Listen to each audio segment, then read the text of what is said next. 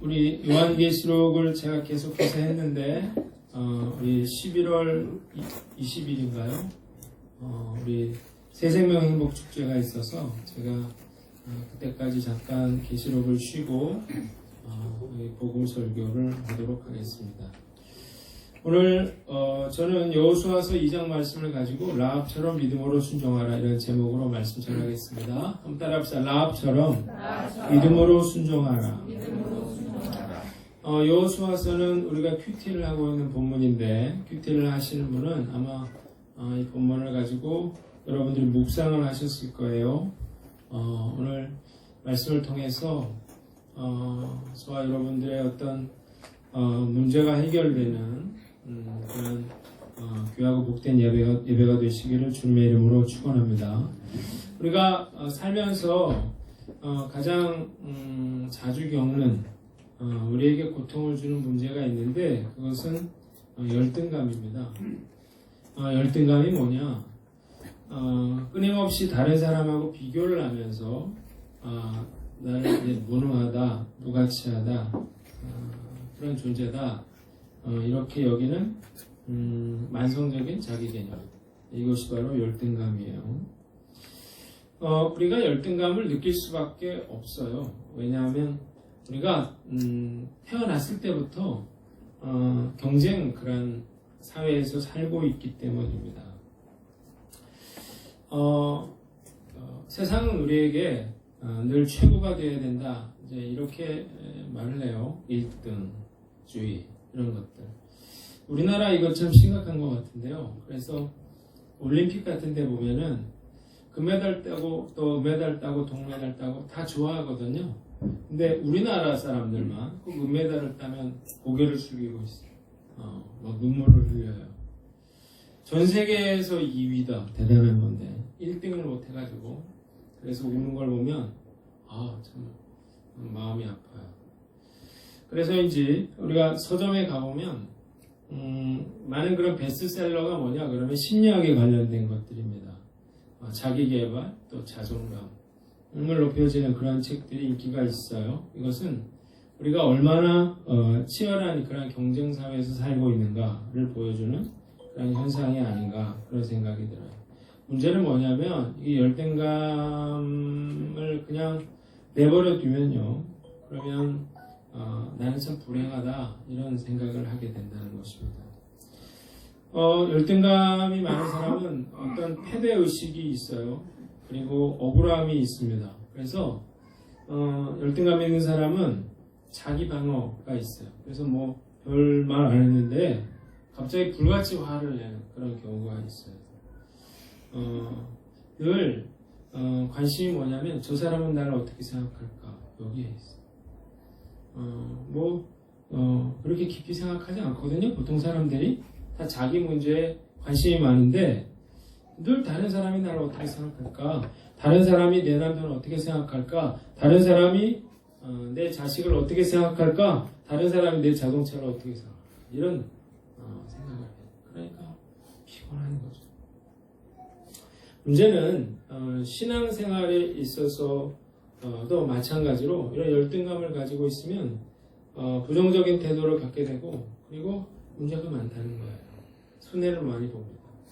오늘 여러분들이 혹시 내 마음 가운데 어떤 열등감으로 인해서 여러분들이 내가 고통받고 있다면, 그럼 오늘 말씀을 통해서 여러분들의 열등감을 하나님이 치료해 주시기를 주님의 이름으로 축원합니다. 말씀의 능력이 있어요. 그래서 우리가 말씀을 들으면 말씀의 능력으로 치유와 회복이 일어나는 것입니다. 자, 저는 먼저 여러분들에게 뭘 말씀드리고 싶냐면, 자, 모든 사람에게 열등감이 있다는 거예요. 한번 따라합시다. 열등감이 없는 사람은 없다. 열등감이 없는 사람은 없다. 열등감이 없는 사람이 한 사람도 없어요. 왜냐하면요, 다 갖출 수는 없기 때문에 그래요. 자, 공부는 잘하는데 외모가 부족한 경우가 있어요. 능력은 있는데 집안에 문제가 있을 수가 있어요. 그리고 건강에 문제가 있을 수가 있어요. 여러분, 우리 집안에 이런 문제 없는 사람이 어디 있어요? 다 공부 잘하고, 다 잘 살고, 다 건강하고, 그런 사람이 어디 있어요? 삼성도 안 가요. 대통령 가문도 안 가요. 어떤 분들은 그러니까 전도죠. 내가 여자로 태어나서 남자로 태어나서 불행하다. 이런 열등감을 느끼는 경우도 있는 것 같아요. 그 외모에 대한 열등감도 종류가 다양한데요. 이것도 못 말리는 것입니다. 어떤 분은 나는 왜 이렇게 키가 클까? 고민하는 거예요. 어떤 분은 나는 왜 이렇게 키가 작을까? 그러는 거예요. 근데 재밌는 건요, 키 작으신 분들은요, 하나같이 이렇게 꼿꼿하게 서 있습니다. 절대 이렇게 하고 있는 법이 없어요. 꼿꼿이 이렇게 힐을 신어가지고 이렇게 올라가 있어요, 2층으로. 근데 키 크신 분들은요, 감 보세요. 이렇게 좀 우정하게 하고 다니는 분들이 많습니다.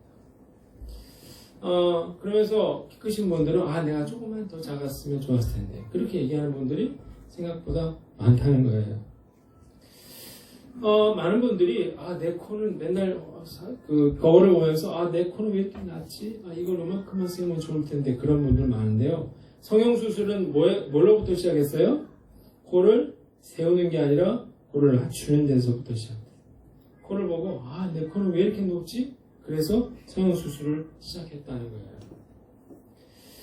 거예요. 나는 왜 머리가 큰가? 나는 왜 머리가 작나? 뭐 그런 거 있잖아요. 나는 왜 발이 크냐? 뭐 발이 작냐? 나는 왜 머리숱이 적은가? 어떤 분은요, 나는 머리숱이 많아서 너무 고민이라는 분도 많아요. 이 파마가 안 먹는데 파마라면 머리 이렇게 되는 거예요. 토인처럼. 그러니까 참, 그 외모에 대한 열등감도 참 가지가지구나. 그런 생각을 해봐요. 여러분들이 아셔야 될 건 뭐냐면 성경상의 위대한 인물도 다 열등감이 있었다는 사실을 믿으시길 바랍니다. 애굽의 총리였던 모세는 태어날 때부터 버려졌잖아요. 그래서 애굽의 왕자로 자랐지만 양자였어요. 그리고 살인사건을 일으켰죠. 도망다니면서 40년 동안 도망다니는 시세가 됐고 하나님 불렀을 때 뭐라고 했어요? 나는 못한다고 했는데 왜 못한다고 했어요? 나는 말을 못한다. 그 완전 비주얼 능력 끝내주는데 말을 못한다. 베드로는 말할 것도 무식한 그런 어부 출신이었고 요셉도 형한테 팔려가는 그런 아픔이 있었죠. 제일 스펙이 좋은 사람은 누굽니까? 신약에? 사도 바울이죠. 사도 바울도요. 바리새인 중에 바리새인이고 로마 시민이고 공회 의원이었지만 그러나 사도 바울에게는 뭐가 있었습니까? 그 사도 바울도 말을 잘 못했어요. 그리고 가시가 있었다 그랬고요. 그리고 12사도가 아니었잖아요. 그래서 늘 그 사도권에 대한 도전이 있었다. 이건 해결될 수 없는 그런 거였어요. 자, 모든 사람에게는 다 열등감이 있습니다. 드러내지 않기 때문이죠. 그냥 문제는요, 그게 심화가 되다 보면 다른 사람 막 신경을 쓰게 되고 그게 더 심해지면요, 그러면 나는 안 된다, 나는 못한다, 체념해버리는 그런 사람이 되는 거예요. 자, 여러분들은 어떤가요? 나의 어떤 환경, 나의 어떤 실패 이런 것들 때문에 이런 약점 때문에 나는 안 된다 이렇게 생각하고 있지는 않는지요. 자, 오늘 말씀에는요, 정말로 큰 약점을 가진 사람이 하나 나와요. 그 사람은 바로 누구예요? 라합이죠. 라합은 성경상에 그런 여러 가지 인물들이 있는데 정말로 약점이 많아요. 정말로 부족한 그런 사람이었어요. 오늘 라합을 통해서 하나님이 어떻게 그의 삶을 변화시키고 그를 축복해 주셨는지를 깨닫고 저와 여러분들의 가정에도 이 놀라운 하나님의 축복이 임하시기를 주님의 이름으로 축원합니다. 자, 우리가 본문을 읽기는 읽었지만 지금 어떤 상황이냐면 전쟁을 하려고 이제 정탐을 하고 있는 그런 상황이에요. 거의 여리고성이 어떤가 정탐꾼들을 보냈어요. 그래서 이제 정탐을 하고 돌아오면 그러면 이제 그 여리고성을 공격을 할 거예요. 그러면 이제 그 여리고성은 있는 사람들을 다 죽게 되는 그런 상황이었습니다. 이래서 정탐꾼이 들어가게 되는데 그 정탐꾼이 누구의 집에 들어가게 됩니까? 라합의 집에 들어가더라는 거예요. 자, 오늘 본문을 통해서 저는 두 가지를 말씀드리려고 했는데, 첫 번째는 하나님이 라합을 구원하기로 선택하셨다는 것입니다. 한번 따라합시다. 하나님께서 라합을 구원하기로 선택하셨다. 자, 여기 보세요. 여호수아가 정탐꾼을 보냈어요. 여리고를 엿보라. 그랬더니 어디로 갔습니까? 라합이라고 하는 기생의 집에 갔다는 것입니다. 자, 많은 그런 사람들이 있었는데 어디로 갔어요? 그 라합이라고 하는 기생의 집에 갔습니다. 왜 기생의 집에 갔는가? 뭐 이런 데 묻지 마잖아요. 뭐 이런 데는 그러니까 정체를 숨기기 위해서 아마 거기를 들어갔던 것 같아요. 그런데 중요한 건 뭐 기생도 많았을 텐데 하필 누구 집에 갔습니까? 라합의 집에 갔어요. 우연인가요? 아니에요. 뒤에 나오는 이야기를 들으면 절대로 우연이 아니에요. 하나님이 라합을 선택하신 것입니다. 여러분 한번 따라합시다. 우연은 없다. 여러분 신앙에 관해서는 절대 우연이 없습니다. 여러분들이 내가 우연히 예수 믿었다고 아니에요. 우연히 우리 한인교회 다니게 됐다고 아니에요. 그렇지 않아요. 하나님의 철저한 계획과 섭리가 있는 것입니다. 제가 초등학교 4학년 때 교회 한번 갔는데 그 우연 아니었어요. 제가 중학교 4학년 때 은혜 받고 다시 그 교회로 갔거든요. 초등학교 4학년 때. 그 교회에서 제가 39에 개척을 해서 나왔으니까 우연 아니죠. 여러분 정탐꾼이 이 라합의 집에 찾아온 것은 그냥 잠자러 온 게 아니었습니다. 그냥 정탐을 하러 온 것도 아니었어요. 하나님께서 라합을 택하셔서 구원하기로 작정하셨기 때문이에요. 자, 결국 어떻게 됩니까? 라합의 집에 집만 빼고 나머지는 다 죽어요. 라합만 살아남죠. 이것은 철저한 하나님의 구원의 섭리 가운데 있었다는 거예요. 자, 여러분들이 오늘 이 자리에 있는 것은 절대 우연히 일어난 일이 아님을 믿으시기를 바랍니다. 하나님 여러분 택하셨어요. 구원하기로 작정하셨어요. 그래서 우리가 오늘 이 자리에 있는 것입니다. 그 하나님의 은혜에 감사하고 우리가 늘 하나님께 영광 돌리시는 저와 여러분들 되시기를 주님의 이름으로 축원합니다. 두 번째는 하나님께서 라합을 축복하셨다는 거예요. 한번 따라합시다. 하나님께서 라합을 축복하셨다. 자, 어떻게 축복했는가? 본인의 생명을 구했는데 그것뿐만이 아니라요. 첫 번째는 가족과 이웃이 구원받았다는 것입니다. 한번 따라합시다. 가족과 이웃이 구원받았다. 자, 정탐꾼을 숨겨줬어요. 그래서 이게 발각이 났지만 거짓말을 해서 돌려보냅니다. 그리고서 뭐라고 해요? 증표를 내라고 해요. 자, 그리고 나의 부모와 나의 남녀 형제와 그들에게 속한 모든 사람을 살려주어 우리 목숨을 죽음에서 건져내라고 했어요. 자, 그러자 정탐꾼들이 뭐라고 말해요? 너희 집에 그러면 붉은 줄을 내리라는 거예요. 그러면 우리가 이 여리고성을 치러 들어왔을 때 너희 집은 멸하지 않겠다는 거예요. 그러나 단 너희가 밖으로 나가면 그건 우리가 책임지지 않겠다 그랬어요. 그래서 라합의 부모, 라합의 형제 자매들이 구원받게 되는 것입니다. 저는 우리 교회에서 한 엄마가 교회 나오면서 우리 자녀들이 교회 나오고 남편이 교회 나오고 부모가 교회 나오고 또 그 이웃들이 교회 나오는 것을 수도 없이 많이 봤습니다. 그러면서 이렇게 한 가정이 온 가족이 구원받게 되는구나 라고 하는 사실을 저는 알게 됐어요.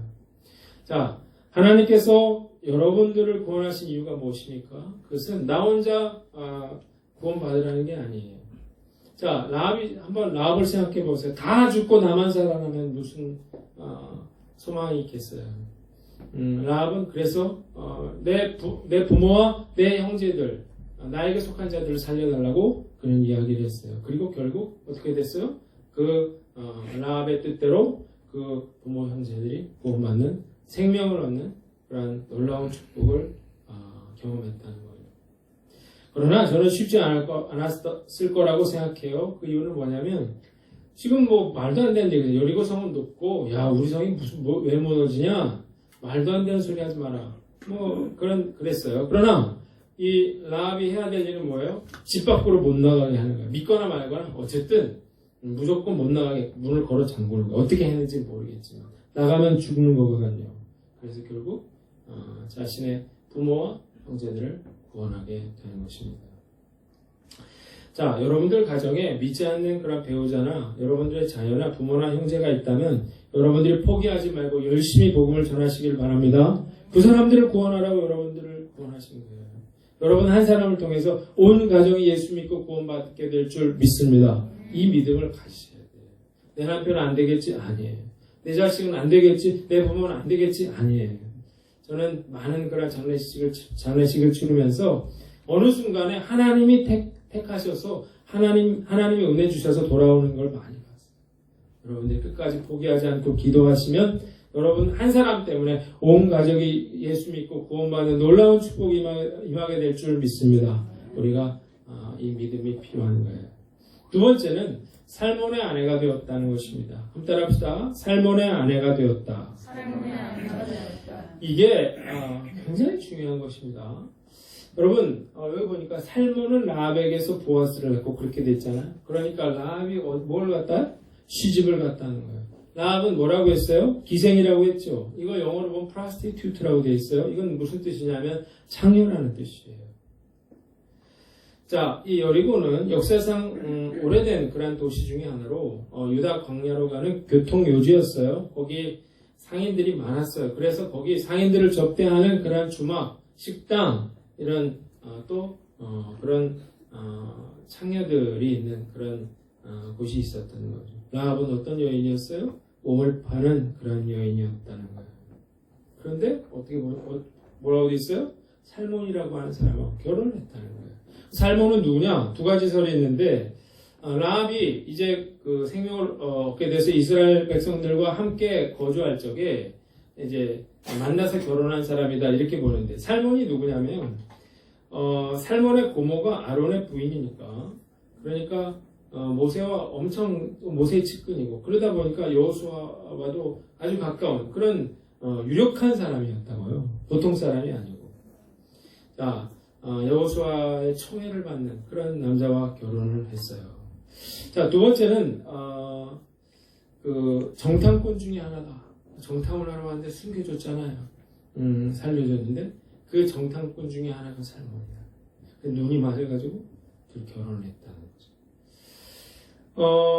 어느 쪽이든 살몬이 라합과 결혼하는 것은 거의 불가능한 일이었습니다. 왜냐하면 일단 라합은 기생이기 전에 이방인이었어요. 그런데 하나님이 어떻게 했어요? 살몬의 아내가 되게 하셨다는 거예요. 전적인 하나님의 은혜라고 하는 사실을 믿으시길 바랍니다. 세 번째는 더 놀라 자빠진 일은 예수 그리스도의 조상이 되었다는 것입니다. 한번 따라합시다. 예수 그리스도의 조상이 되었다. 다시 마태복음 1장을 보면 뭐라고 되냐면 살몬은 라합에게서 누구를 낳아요? 보아스. 보아스가 누구예요? 룻의 남편이죠. 그래가지고 자식을 낳아서 그 보아스와 룻이 낳은 자식이 누구예요? 오벳이죠. 오벳이 누구를 낳았대요? 이세. 이세는 누구예요? 다윗의 아버지예요. 그러니까 이세의 할아버지가 보아스로. 그러니까 결국 뭐예요? 라합이 예수 그리스도의 조상이다. 왜냐하면 다윗의 후손이거든 예수님이. 와, 인생이 역전돼도 이렇게 역전될 수 있을까요?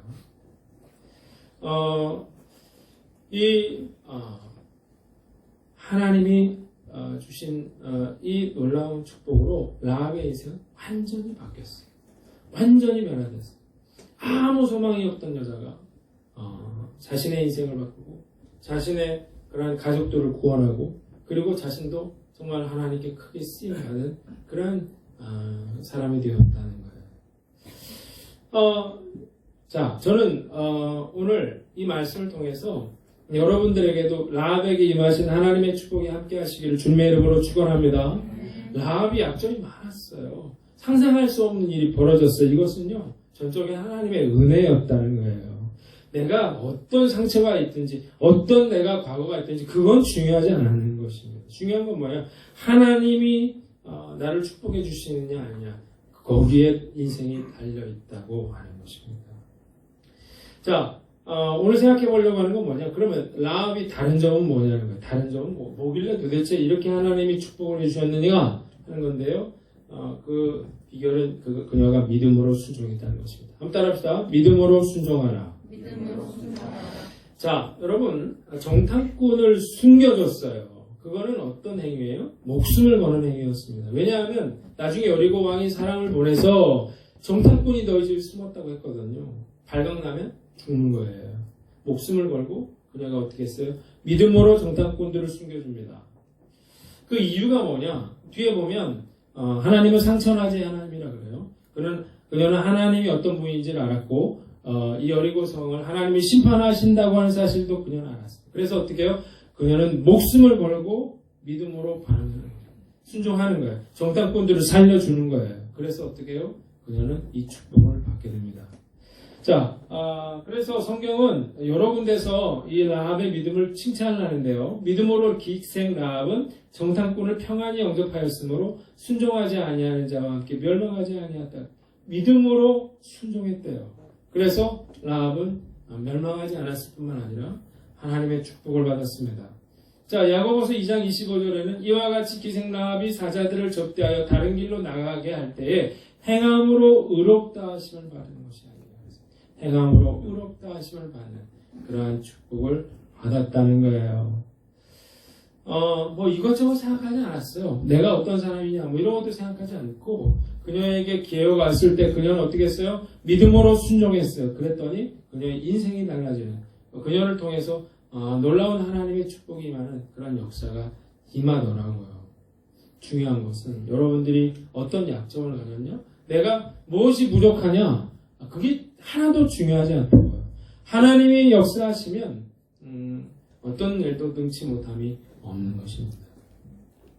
제가 수요일날 영상 하나를 보여드렸는데 안찬호 선교사님의 영상을 보여드렸습니다. 여러분들 집에 가셔서 꼭 이 영상을 보시기 바랍니다. 제가 보여드린 그런 간증 중에서 아마 최고로 재미있고 최고로 감동적인 그런 영상이 아닌가 싶어요. 제가 이 책, 드러스심이라는 그런 책을 쓰셨는데요. 제가 이분에 대해서 좀 조사를 좀 했어요. 그래서 제가 여러분들에게 이 이야기를 조금 알려드리려고 해요. 이분이 아프리카 케냐의 마사이족을 상대로 30년간 이제 선교 사역을 했습니다. 이 마사이족 여러분 아시죠? 굉장히 거친 그런 사람들이고 사자를 뭐 창 하나로 때려잡는 그런 사람들이에요. 케냐 사람들조차 두려워하는데 이 마사이족 거주지 안에다가 이분이 24개의 교회를 세웠습니다. 44개의 유치원과 초등학교, 3개의 중고등학교, 1개의 신학대학을 세웠어요. 그리고 아프리카 케냐 35만 마사이 부족 전체의 명예 대추장으로 추대됐어요. 그리고 이분인데요, 선교 대상을, 세계 선교 대상을 이제 수상을 했는데, 많은 선교학자들이 이 안찬호 선교사님을 연구를 한대요. 그 이유가 뭐냐면 이 선교사님이 아무런 준비가 안 돼 있었다는 거예요. 뭐 아프리카 말을 할 수 있는 것도 아니고 영어를 잘했던 것도 아니고 아프리카 문화에 대해서 이분이 배웠던 것도 아니고 아무것도 없는 상태에서 이분이 아프리카를 갔는데 어떻게 이런 놀라운 일들을 할 수 있었는가 하는 거예요. 이분 간증을 보면 앞에 여러 가지 이야기가 나와요. 비행기 탈 때 이분 재밌는 그런 이야기들이 나오는데 저는 앞에 이분이 왜 그런 간증을 하는가 했더니 그런 간증을 하신 이유가 뭐냐면 이분은 어떤 문제든 무식하게 기도로 해결하는 게 있었어요. 안 되면 부르짖는 거죠. 사람이 있건 없건 창피하든 말건 하나님께 부르짖는 그런 믿음이 있었고 또 순종이 있었기 때문에 하나님이 이런 놀라운 기적의 역사를 일으키셨다는 거예요. 이 선교사님 52년생입니다. 이 매우 어린 시절이 불행했더라고요. 이분이 강원도 도계 탄광촌의 광부였던 그 아버지 밑에서 자랐는데 이 아버지가 폐병으로 세상을 떠났어요. 그러니까 이제 고등학생이던 이 선교사님이 학비를 벌기 위해서 방학 때마다 탄광에서 일을 해야만 했습니다. 생활고에 이제 시달리다 보니까 이제 내가 학교를 그만둬야 되겠다 생각하고 고등학교를 자퇴했어요. 그리고 탄광에서 일하다가 19살에 이제 공수부대에 입대를 했습니다. 그래서 공수부대 7년이나 있었대요. 왜냐하면 거기 먹을 걸 주죠, 입을 걸 주죠, 또 잠을 재워줬잖아요. 그런데 이제 제대를 했는데 제대한 후에 고등학교도 못 나온 그를 오라는 곳이 없었습니다. 그래서 삼척 탄광에서 광부 생활을 시작을 했어요. 고된 광부 일에 지친 그가 하는 것은 뭐 술을 마시는 일이었습니다. 그러던 중에 엄청난 사건이 일어났습니다. 갱도가 무너진 거예요. 당황해서 막 살려고 이리저리 막 움직이고 있는데 갱 속에 함께 갇힌 광부가 이렇게 물었어요. 자네 예수를 믿나? 어이가 없었어요. 갱도가 무너졌는데 지금 다 죽게 생겼는데 웬 예수 타령인가? 안 믿어요. 그랬더니 이렇게 이야기를 했어요. 내 경험상 갱도가 무너지면 우리는 여기서 살아나지 못할지도 몰라. 천국과 지옥이 있다면 너는 죽어서 어디로 갈 거라고 생각해? 지금도 늦지 않았다. 십자가에 달리신 예수를 믿으면 천국에 갈 수 있다. 어떻게 하겠나? 생각을 해보니까 살아온 그런 세월들을 보니까 죽음의 지옥일 것 같았어요. 그래서 믿져야 본전이라고 생각하고 그의 말대로 했는데 무릎 꿇으라 그래서 무릎 꿇고 사도신경과 주기도문을 따라하라고 했어요. 그렇게 영접 기도를 하는데 눈물이 쏟아지기 시작했습니다. 대성통곡을 하는데 내가 장가도 못 가보고 죽는구나 생각하면서 울다가 의식을 잃었어요. 깨어나 보니 병원이었습니다. 자신은 깨어났는데 그에게 복음을 전해주던 광부는 목숨을 잃었습니다. 나는 살리고 정작 자신은 죽었구나 라는 생각에 가슴이 찢어질 듯 아팠어요. 그리고 새로운 그런 생명을 주신 그 하나님 앞에서 내가 받은 은혜를 어떻게 보답할까 고민하다가 이분이 신학교에 가게 됩니다. 그리고 졸업을 하던 80년대 말에 담임 목사님의 명령으로 아프리카로 선교 여행을 가게 돼요. 거기서 마사이 원주민들 아이들을 만났는데 정말 기가 막혀서 말이 안 나와요.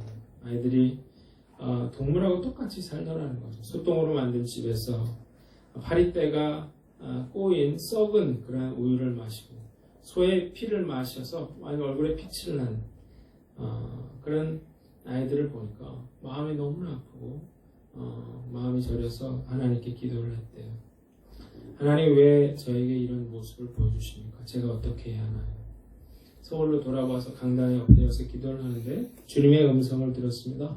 안차로 아프리카로 가라. 내가 너를 위해 준비한 곳이 있다. 그곳에 가서 아프리카 원주민들을 위해서 일해라. 그래서 물었대요. 주님, 저는 탄광촌의 아이들을 돌보고 싶은데요.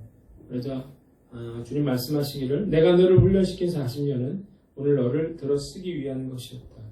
탄광촌 아이들은 비누로 씻으면 깨끗해지지만 아프리카 아이들은 비누로 씻어도 여전히 까맣다는 것을 잊지 말라. 아프리카 아이들에게 내 말을 들려줄 자가 없느니라. 그리고 순종해서 40의 나이로 아프리카로 갑니다. 가족을 데리고 갔어요. 어디로 가야 할지 뭘 해야 될지 모르는 상황에서 1991년도 3월 18일 3일분의 식량을 담은 그런 배낭 하나를 메고 혼자서 이제 마사이 쪽으로 가는 트럭을 탔어요. 근데 3시간쯤 달렸는데 소변이 너무 마렵더래요. 그래가지고 아무리 가도 끝이 없고 그래서 운전기사한테 스탑 그랬대요. 그랬더니 기사가 차를 세워줬는데 그래 내려보니까 이 아무데도 소변 볼 데가 없는 거죠. 그래가지고 차 뒷꽁무니에 붙어가지고 거기서 이제 소변을 보는데 너무 오래 참았어요. 아무리 소변을 봐도 그치지를 않는 거예요. 1분, 2분. 그래서 이렇게 기사를 봤더니 기사도 자기를 보고 있더래요. 그래가지고 좀 기다리라고 이렇게 손짓을 했더니 갑자기 트럭이 슈행 가버리더라는 거예요. 나중에 알고 보니까 아프리카에서 이렇게 하는 건 가라고 하는 거예요. 그래가지고 자기 혼자 떨렁 남았잖아요. 그런데 놀라운 건 한 원주민이 오더니 Are you missionary? 제가 영어를 못하지만 미셔너리 정도는 그래서 yes 그랬더니 선교사입니까? 그래서 선교사라 했더니 그분이 그런 얘기를 했대요. 3달 동안 여기서 선교사님을 기다렸다는 거예요. 그러면서 그를 데리고 무려 7시간을 걸어가기 시작했어요. 어디로 가는지도 모르고 말도 안 통하고. 그리고 7시간을 어디론가 들어갔는데 갑자기 원주민이 사라졌어요. 마사이족이 무서워서 이제 도망을 친 건데요. 원주민이 떠난 뒤에 당황을 하고 있는데 갑자기 머리에 사자털을 쓴 그런 마사이족들이 나타났어요. 얼굴에 피칠을 하고 창을 든 7명의 마사이족이 나타났어요. 그를 에워쌌어요. 그리고 그를 가죽끈으로 묶어가지고 나무에 대롱대롱 달았어요. 근데 밑에를 보니까 선교사님 둘이 죽어 있더래요. 추장이 막 그에게 뭐라고 물었어요. 그런데 영어도 못하는데 아프리카 말을 알겠어요. 전혀 알아들을 수가 없는데 자기가 생각했대요. 그래서 이런 상황에서 살려면 긍정적으로 말을 해야 돼. 그래서 yes, yes. 그랬더니 그 남자가 막 큰 화를 내면서 막 뭐라고 하더라는 거예요. 그래서 또 뭐라고 물었어요. 그래서 내가 뭔가 잘못 대답을 했구나. 그래서 내가 이번에는 no 그렇게 대답을 했어요. 그랬더니 이 사람이 자기들끼리 모여서 막 회의를 했대요. 그리고 돌아와서 또 물었습니다. 그래서 이번에는 뭐라고 대답했을까요? 오케이. 오케이. 그랬더니 그리고 이제 계속 매달려 있었잖아요. 가죽끈에 매달려가지고 너무 아픈데 자꾸만 물어보고 있으면 막 짜증이 나가지고 화가 나가지고 한국말로 막 욕을 했대요. 막 화가 나서 욕을 했는데 갑자기 칼로 줄을 딱 끊어줬습니다. 그러더니 선교사에 일어났더니 이 선교사님 얼굴에 캬 하고 침을 뱉었습니다. 너무 화가 난 이 선교사님, 성격이 되게 급하시더라고요. 너무 화가 나가지고 선교사님이 더 크게 가래침을 팍 붙어가지고 얼굴에다 태 뱉었대요. 이제 죽었구나 이렇게 생각을 했는데 이상과는 달리 그날 저녁에 이 선교사님을 소똥으로 만들어진 그 추장의 집으로 안내를 했습니다. 들어가 보니까 안에 여자가 있더래요. 이 마사이족 추장의 3번째 부인이었습니다. 그 마사이족은 그런 게 있대죠. 가장 귀한 손님에게 자기 아내를 이렇게 동침하게 하는 그런 관습이 있다는데 어쨌든 그 일 이후로 대추장으로 추앙받았고 사람들이 엄청 잘해주더라는 거예요. 그래서 자기가 너무 궁금해가지고 나중에 물어봤대. 도대체 그 질문이 무엇이었는가? 그랬더니 나중에 알려주더라는 거예요. 선교사님에게 한 첫 번째 질문은 이것이었습니다. 너는 이곳에 들어오면 죽는다. 그래도 들어오겠는가? 그랬더니 이분이 뭐라고 했어요? Yes! 이 죽은 사람들은 왜 죽었나 그랬더니 이 사람들은 다 알아들은 거예요. 그래서 no 그랬대요. 그러니까 풀어줬더니 마사이족은 이 들어가는 쪽은 넓은데 나가는 문을 찾기가 어렵대요. 이 선교사님들이 막 놀래가지고 이 들어가는 쪽으로 도망을 가니까 뒤에서 창으로 찔러 죽인 거예요. 근데 선교사님은 이곳에 들어오면 죽는다 그랬는데 들어오고 예스 대답을 한 거예요. 자, 하도 당당하게 대답을 하니까 주장이 다시 물었죠. 살려주면 이곳을 나가겠는가? 그랬더니 뭐라고 대답했어요? No, 난 안 나가. 그런 거예요. 그러니까 이제 어이가 없어가지고 자기들끼리 이 사람은 죽어도 안 나간다는데 어떻게 되냐 막 회의를 하다가 세 번째 질문은 뭐였어요? 오케이? 답은 오케이였죠. 근데 세 번째 질문은 이거였대요.